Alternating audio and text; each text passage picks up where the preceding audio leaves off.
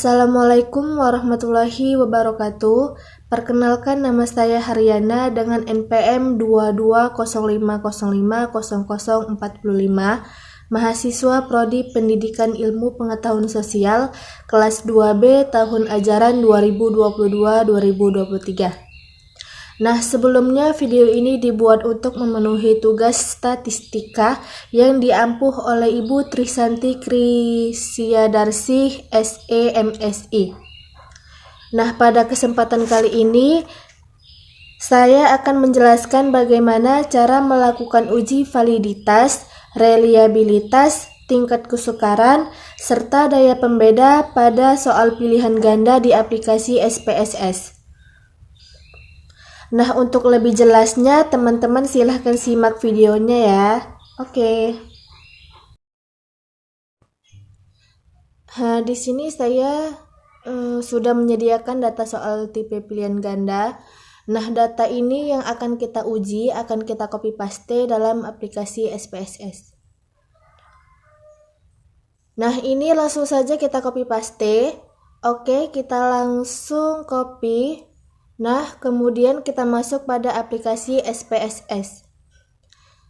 Nah, pada data view di sini kita langsung saja klik copy paste. Nah, di sini sudah ada data tipe pilihan ganda yang saya sediakan tadi.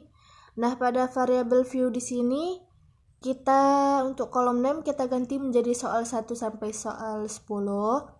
Kemudian pada nomor 11 kita ganti menjadi total.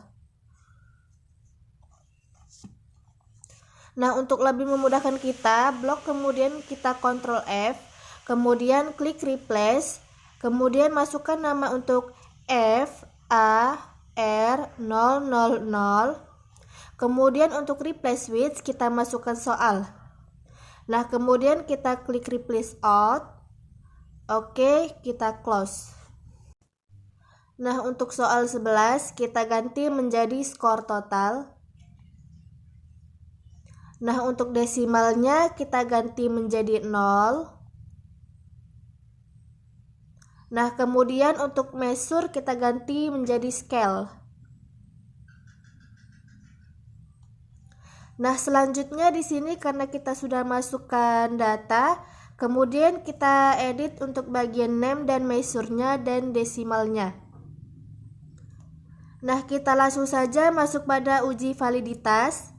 Nah, untuk uji validitas sebenarnya di sini kita menguji soal kita sudah valid atau tidaknya. Nah, untuk langkah-langkahnya yaitu yang pertama kita klik analyze.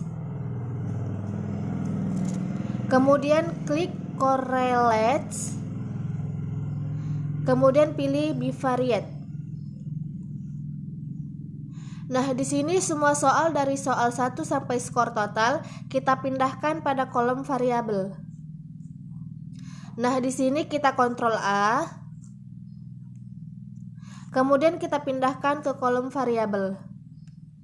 Nah, setelah dipindahkan di sini dipastikan untuk correlation coefficient, di sini kalian pilih persen.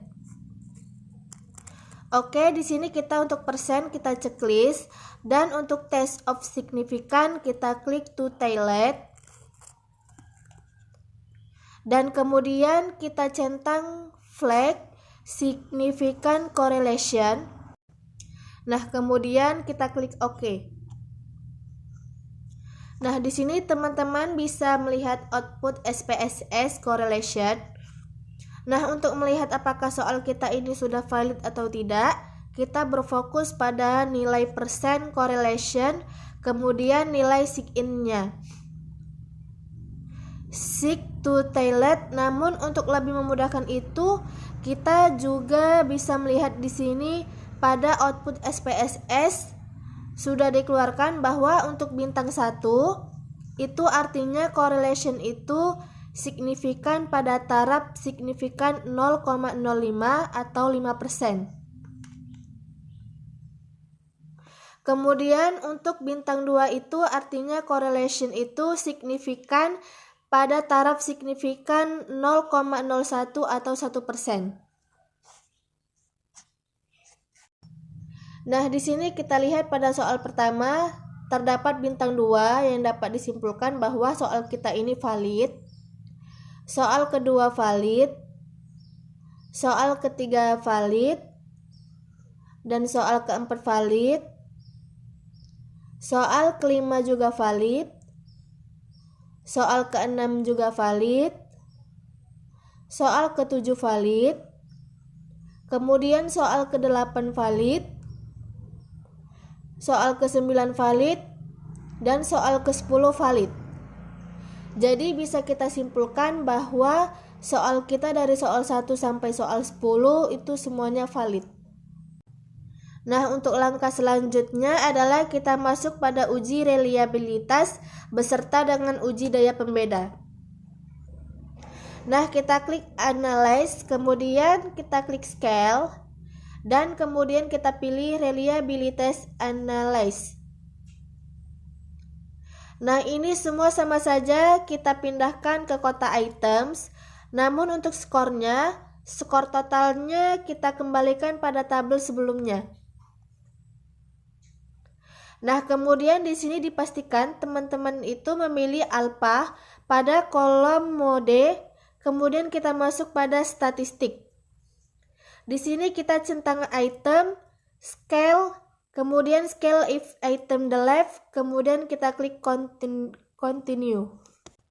Nah, di sini kita klik OK. Nah, di sini sudah terlihat output SPSS untuk reliabilitas statistik. Nah, kita lihat pada kolom Crombat Alpha. Nah, di sini didapat nilai untuk Crombat Alpha-nya itu adalah 0,715. Nah, berdasarkan materi yang sudah kita pelajari bahwa untuk Crombat Alpha yang bernilai 0,715 itu masuk pada kategori tinggi. Berarti reliability untuk soal yang sudah kita uji mulai dari soal 1 sampai soal 10 itu reliability-nya termasuk ke dalam kategori tinggi. Nah, lanjut kita masuk pada daya pembeda pada setiap soal yang sudah kita uji. Nah, kita fokus pada output SPSS yang item total statistik pada kolom corrected item total correlation. Nah, untuk daya pembeda yang sudah kita pelajari bahwa untuk rentang daya pembeda yang kurang dari 0,20 itu termasuk dalam kategori buruk atau tidak berfungsi. Kemudian untuk dari interval 0,20 itu sampai 0,29 termasuk dalam kategori dapat diterima dengan revisi. Artinya soal kita dapat diterima namun kita revisi kembali. Nah, kemudian rentang dari 0,30 sampai 0,39 termasuk dalam kategori dapat diterima tanpa revisi. Nah, kemudian dari rentang 0 sampai 0,04 sampai dengan 1 itu termasuk dalam kategori baik. Nah, di sini untuk soal nomor 1 nilai correlation-nya adalah 0,642 yang artinya pada soal nomor 1 itu termasuk dalam kategori baik. Kemudian untuk soal nomor 2 nilai correlation-nya adalah 0,657, berarti soal nomor 2 juga termasuk dalam kategori baik. Kemudian untuk soal nomor 3 nilai total correlation-nya adalah 0,640 yang artinya adalah kategori baik.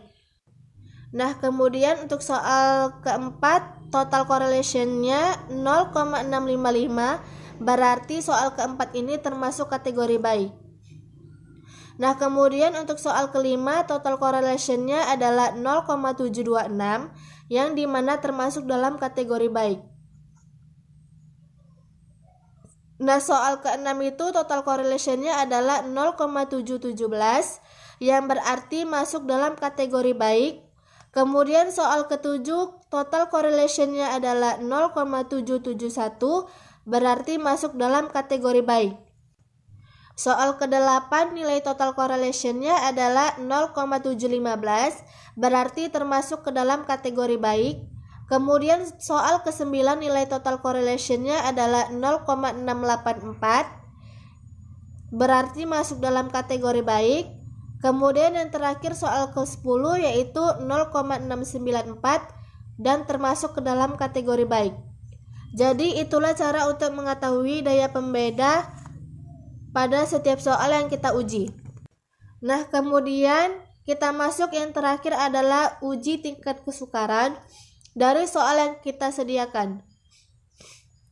Nah, langkahnya itu adalah klik analyze, kemudian kita pilih descriptive statistik, dan kita klik frekuensi. Nah, kemudian sama saja di sini kita kontrol semuanya, kita pindahkan ke kotak variabel. Namun sebelumnya untuk skor total kita kembalikan pada kolom sebelumnya, kemudian kita klik statistik. Nah, skor tertingginya adalah 1. Maka setiap rata-rata atau main dari setiap soal kita bagi dengan 1 untuk mengetahui tingkat kesukarannya. Nah, di sini langsung saja kita masuk pada soal yang pertama. Mainnya adalah 30. Kita bagi dengan 1 dan menghasilkan 30, yang berarti tingkat kesukarannya ini berada pada kategori mudah. Soal kedua, mainnya 97, kita bagi 1 menghasilkan 97, yang artinya juga termasuk dalam kategori mudah.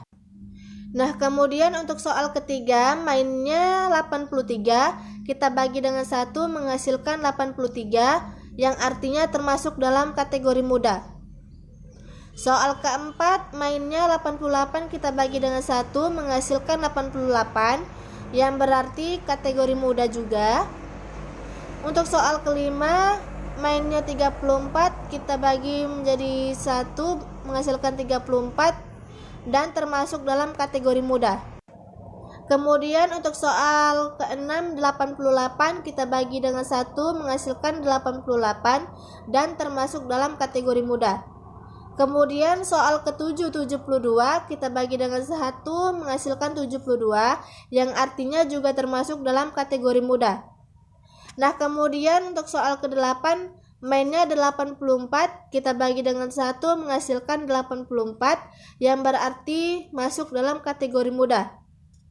Soal ke-9, 87, kita bagi dengan 1 menghasilkan 87, yang berarti juga dalam kategori mudah. Kemudian untuk soal ke-10, 88, kita bagi 1 menghasilkan 88, yang artinya soal ke-10 ini termasuk ke dalam kategori mudah. Oke, jadi itulah cara melakukan uji validitas, reliabilitas, tingkat kesukaran, serta daya pembeda pada aplikasi SPSS. Nah, kurang lebihnya saya minta maaf dan saya akhiri dengan wassalamualaikum warahmatullahi wabarakatuh.